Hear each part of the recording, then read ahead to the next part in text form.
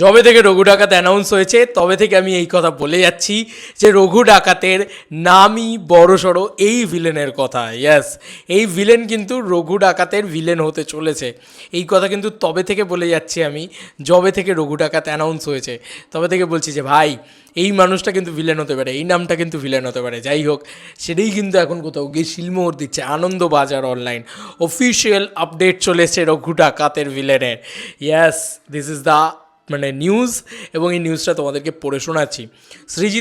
সৃজিতকে ফিরিয়ে দেবের সঙ্গে রঘু ডাকাতের মুখ্য খলনায়ককে নিয়ে ফিসফাস শুরু টলিপাড়ায়। রুক্মিণী মৈত্র অভিনীত অভিনন্দিনীর ছবির প্রচার করতেই টলিপাড়ার আলোচনা শুরু হয়ে গিয়েছিল। প্রশ্ন উঠেছিল, এই অভিনেতাই কি রঘু ডাকাতে অভিনয় করছেন? প্রযোজক নিবেদক দেবের বিনোদিনী প্রচারমুখ অনির্বাণ ভট্টাচার্য। আমি বলেছিলাম রায়মল্লর চরিত্র। যাই হোক, অভিনেতার পেশা জীবন শুরু মঞ্চ থেকে। ছবির নায়িকা রুক্মিণী মৈত্রকে আন্তরিক শুভেচ্ছা জানিয়েছেন তিনি।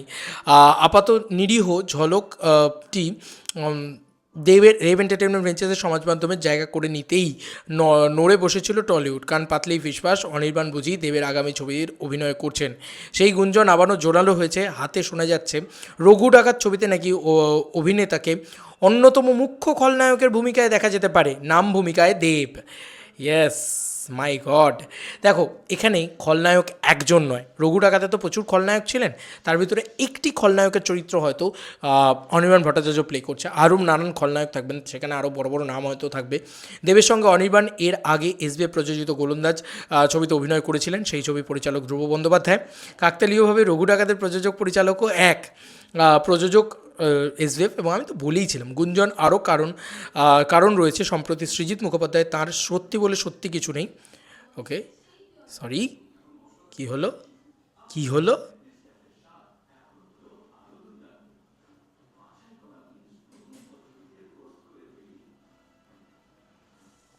ওকে, সরি, একটা গ্লিচ হয়েছিল, মানে আমার নিজের হাতের গ্লিচ হয়েছিল। আমি এক্সট্রিমলি সরি, এই খবরটা পড়তে পড়তে বেরিয়ে গেছিলো খবরটা। যাই হোক, আবার পড়ছি।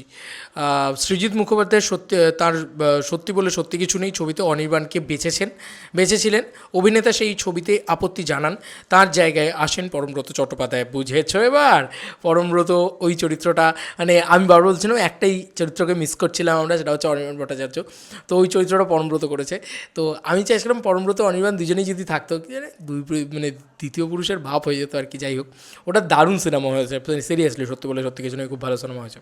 আচ্ছা, অভিনেতা সেই ছবিতে আপত্তি জানান, তার জায়গায় আসেন পরমব্রত চট্টোপাধ্যায়। তখন কানাঘুষো শোনা গিয়েছিল যে ছবিতে বাঘা অভিনেতাদের ভিড়, তাঁদের মধ্যে যদি তিনি হারিয়ে যান, এই শঙ্কাতেই নাকি সরে আসেন অনির্বাণ। সৃজিত ছাড়াও অন্য পরিচালকদের ডাকও তিনি নাকি ফিরিয়ে দিয়েছেন একই কারণে।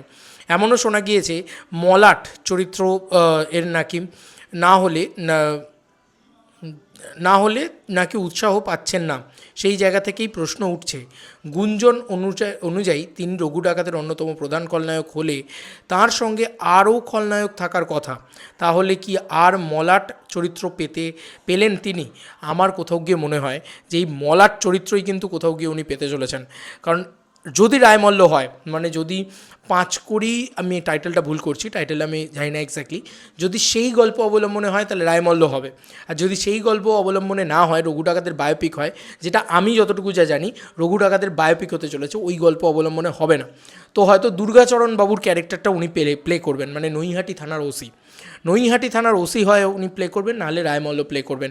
দুটোই যদি হয়, দুটোই কিন্তু ভয়ঙ্কর ক্যারেক্টার হতে চলেছে। যদি রায়মল্ল হয়, রায়মল্ল কিন্তু হিরো ছিল, রঘু ডাকাতি কিন্তু অ্যাকচুয়ালি ভিলেন ছিল সেই গল্পে, আর সেটা একটা মানে কাল্পনিক গল্প।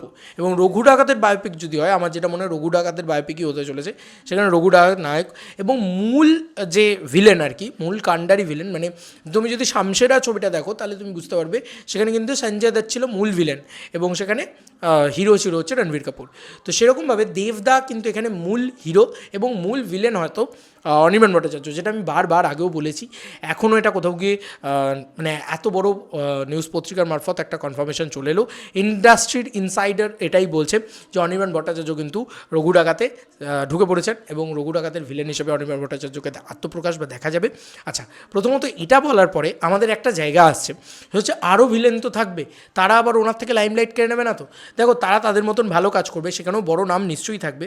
যদি রজতাভ দত্ত বা এরকম কোনো বড় নামকে অ্যাড্রেস করা যায়, তাতে মেটা রিজনটাকে ওয়ার্ক করানো যাবে আরও বেশি করে। দেখা যাক সেটা কতটা হয়। তবে অনির্বাণ ভট্টাচার্য আর দেবের যে টাসেলটা হবে, কি হবে তুমি জাস্ট ভাবতে পারছো? ওটা একদিকে দেব দা মেগাস্টার, আর একদিকে অনির্বাণ ভট্টাচার্যের মতো ওরম তুখর অভিনেতা, সে যা অভিনয় করবে, সে পুরো অভিনয় দিয়ে তাপিয়ে রাখবে। এবং বারবার বলছি, great villain comes great hero. আমি বারবার বলি যে ভিলেন যত স্ট্রং হবে, হিরো তত স্ট্রং হবে, তত বড় হবে। তো ভিলেন এখানে একদম দমদার ভিলেন হয়ে গেছে। অনির্বাণ ভট্টাচার্য মানে ভয়ঙ্কর ভিলেন ভাই, টপ লেভেলে ভিলেন। এবার এসো ভাই হিরোর ইয়েতে। তো এবার কিন্তু আমরা মানে স্ট্রেট কাট ভিলেন হিরো টাসেল দেখবো, এবং ভয়ঙ্কর লেভেলে দেখবো সেটা, এবং ভিলেন লেয়ার্ড হতে হবে। আমার মনে হয় অনির্বাণ ভট্টাচার্যর থেকে বেশি লেয়ার্ড ক্যারেক্টার সে মানে অন্য কেউ ভালো প্লে করতে পারে। অনির্বাণ ভট্টাচার্য এটা ফাটিয়ে দেবেন, এবং মাল্টিপ্লেক্স অডিয়েন্সের ভিতরে তার একটা রয়েছে, অডিয়েন্স রয়েছে, তো জমে যাবে ভাই, জমে যাবে। এই সিনেমা বিরাট কিছু করতে চলেছে। আর অনির্বাণ ভট্টাচার্য মানে মাস সেন্সিবিলিটিতে ঢুকতে চলেছে। চলো, গোলন্দাজে সে কিন্তু দেবদার বন্ধু হয়েছিল, এবার কিন্তু সে ভিলেন হতে চলেছে। জমে যাবে ভাই, জমে যাবে যদি একবার এটা ঠিকঠাক হয়ে যায়। তো দেখা যাক এবিপি নিউজ কতটা সত্যি হয়। তোমাদেরকে আর কি মতামত এই এন্টার ভিডিওটাকে নিয়ে জানিও কমেন্ট সেকশনে। চলো বন্ধুরা, নতুন কোনো ভিডিওতে দেখা হবে, বাই।